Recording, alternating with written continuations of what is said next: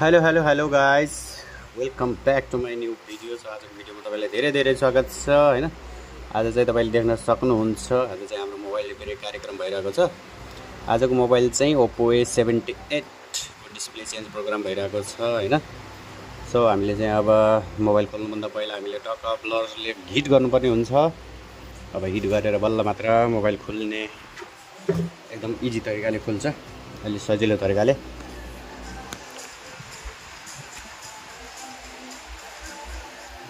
So हामीले चाहिँ mobile hit गरेर खोल्दैछौँ। अहिले यसमा फेरि खोल्ने बेलामा एकदम मिलाएर खोल्नुपर्ने हुन्छ पछाडिको ढक्कन हैन।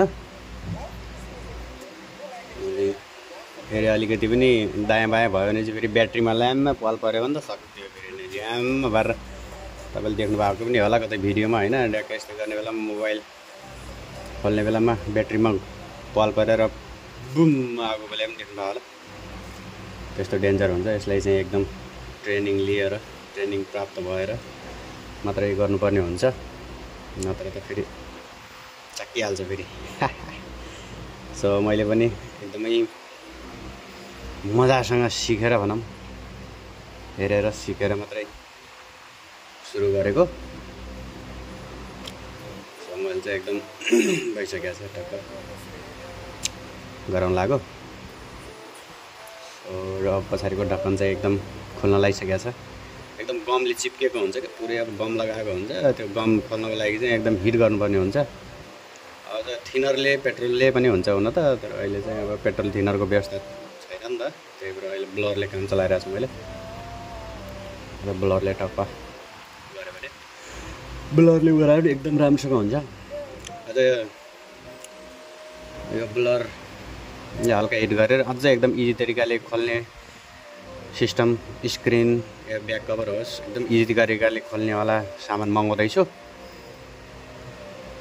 अब केही दिनमा आउनेवाला छ। नेक्स्ट भिडियोमा तपाईँले सायद देख्न सक्नुहुन्छ होला त्यो सिस्टम पनि मगाउँदैछु। त्यो पनि त्यो भयो भने चाहिँ एकदम अलि यसरी घचपेच गर्नु पर्दैन क्या। टक्क मेसिन लगायो सर निकालिदिन्छ त्यसले, अनि यताउता मात्रै गर्नुपर्छ। अब ढक्कन खोलिसकेपछि हामीले अब स्क्रु पनि खोल्नुपर्ने हुन्छ। स्क्रु खोलेपछि बल्ल अनि नयाँ डिस्प्ले ल्याएको त्यो चेक गर्न मिल्छ।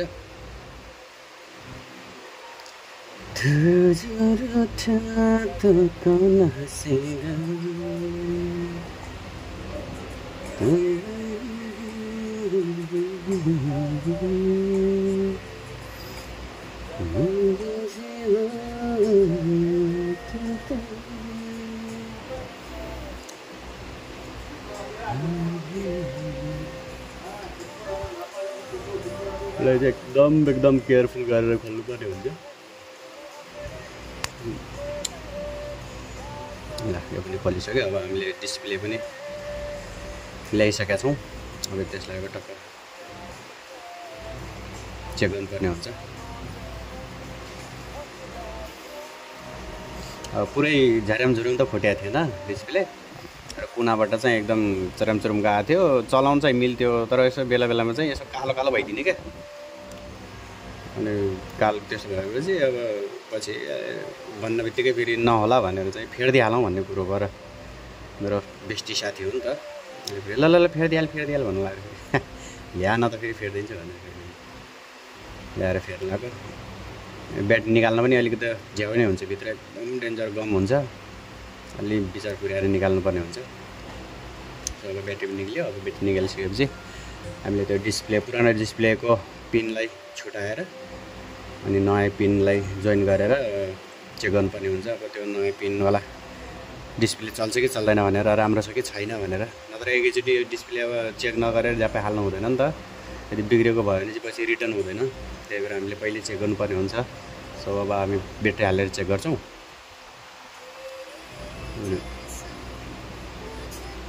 होइन सो गाइजहरूलाई कसैलाई मोबाइल रिपेयर गर्नु पऱ्यो भने चाहिँ खबर पनि गर्न सक्नुहुन्छ है। हामी अहिले चाहिँ मलेसियामा छौँ। मलेसियाको जुली कम्पनीमा। जुली कम्पनीको साथीहरूले चाहिँ एकदम नजिकैका साथीहरूले चाहिँ जुली कम्पनीको अलर गजा, तामान मेवाको साथीहरूले चाहिँ एकदम सम्झाउन सक्नुहुन्छ। एकदम पसलको भन्दा एकदम मिलाएर बनाइदिन्छु म हैन। एकदम वारेन्टी सहित 1 महिनाको वारेन्टी पनि दिन्छु बनाएर। केही भयो भनेपछि त्यसलाई फेरि बनाइदिने भनेर फुल वारेन्टीका साथ बनाइन्छ। सो ल्याउन सक्नुहुन्छ। अब आइफोन चाहिँ गरेको छैन, आइफोनभन्दा ल्या यो डिस्प्ले त खुल्किया रहेछ त। ल हो जे अब हामीले फेरि अर्को डिस्प्ले चेन्ज गर्नुपर्ने जाने हुन्छ होइन नेक्स्ट डे। ल हामीले चाहिँ आज अब हिजो त्यस्तै भएको थियो, फेरि नि अब आज फेरि अर्को डिस्प्ले मगाएर आज फेरि चेक गर्दैछु मैले त्यो डिस्प्ले कस्तो छ भनेर। तपाईँ यो पनि त्यस्तै भयो भने त जाकिहाल्छ त फेरि। यस यो डिस्प्ले चाहिँ एकदम च्याका च्यावाला रहेछ। ल ठिक छ, अब यसलाई चाहिँ हामीले क्लोज गर्न सक्छौँ होइन। अब आइफोन चाहिँ अब मैले बनाएको छैन होइन, अब आइफोनलाई पनि पछि ट्रेनिङ लिनु पर्ला। तर अहिले चाहिँ मैले तपाईँको सामसङदेखि लिएर Samsung, Oppo, Vivo, Realme, Redmi, पोको होइन, अब यस्तै यस्तै अरू मोबाइल खालि अझ एकदम खतरा खतरा मोबाइलहरू पनि हुन्छ। तिनी मोबाइलहरू पनि छन् भनेपछि ल्याउन सक्नुहुन्छ है। एकदम एकदमै एकदमै एकदमै मजासँग बनाइन्छ फोनहरू।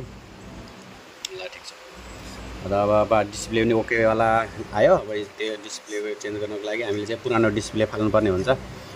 त्यो डिस्प्लेलाई पनि एकदमै इजी तरिकाले निकाल्नु पर्नुको लागि चाहिँ हामीले हिट गर्छौँ। अब हिट गरिसकेपछि चाहिँ चट्ट अब निकाल्नुपर्ने हुन्छ यसलाई है त। यो पनि डेन्जर हुन्छ फेरि नि। अब पुरानो एकदमै झर्यामझुरुम फुटेको छ भनेपछि त अब जसरी निकाले पनि फरक पर्दैन, किनकि बिग्रे हुन्छ। तर अलिकति राम्रै छ, अब केही कसैको चेक गर्नको लागि, टेस्ट गर्नको लागि अब राम्रै तरिकाले निकाल्छु भनेपछि चाहिँ एकदम इजी तरिकाले निकाल्नुको लागि चाहिँ एकदम विचार पुर्याएर निकाल्नुपर्ने हुन्छ। ल ठिक छ, हामीले अब पुरानोलाई साइड गरेर नयाँ इन्स्टल गर्दैछौँ।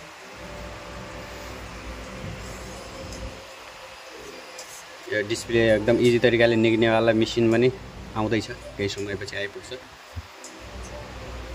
खै। त्यो मेसिनलाई नेपालमा त खै कति पर्छ होइन, यहाँ मलेसियामा चाहिँ 3-4 हजार नेपाली पर्ने रहेछ। त्यो मेसिन पनि मगाउँदैछु मैले।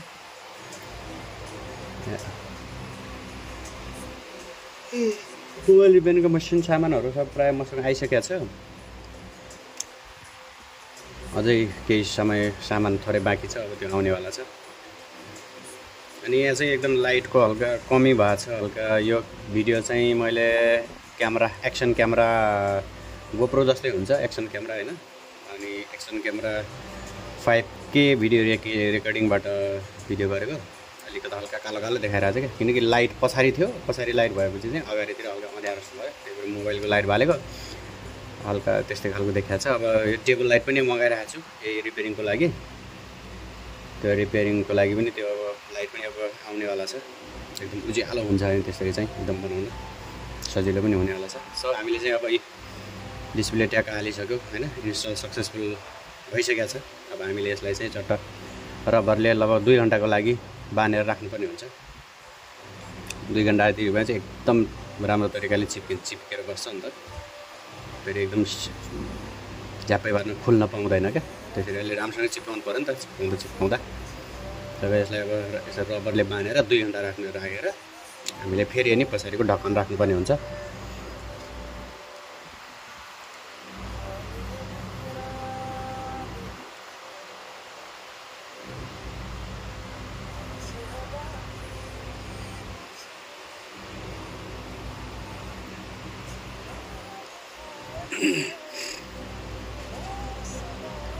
ल 2 घन्टा पछाडि हामीले चाहिँ अब यसलाई खोलेर पछाडिको ढक्कन पनि इन्स्टल गर्नुपर्छ।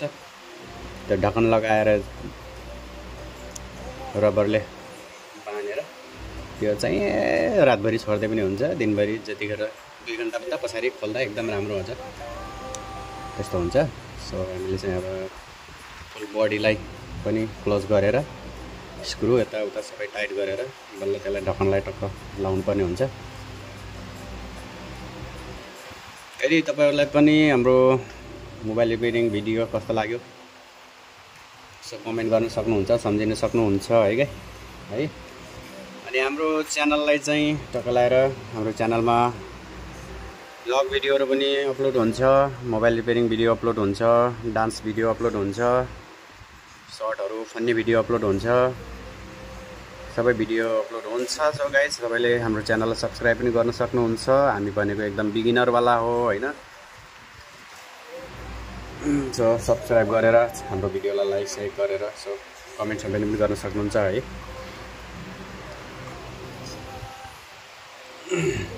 ल हामीले चाहिँ गम्सा पनि लगायो अनि अब गम्सा पनि लगाएपछि टक्क चिप्काइदिनु पर्ने हुन्छ।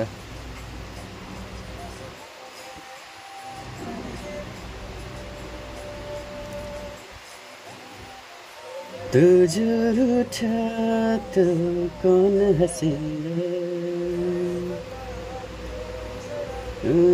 छूटा तो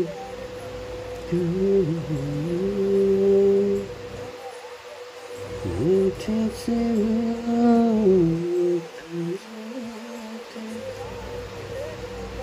सुनने को तैयार हूँ मैं,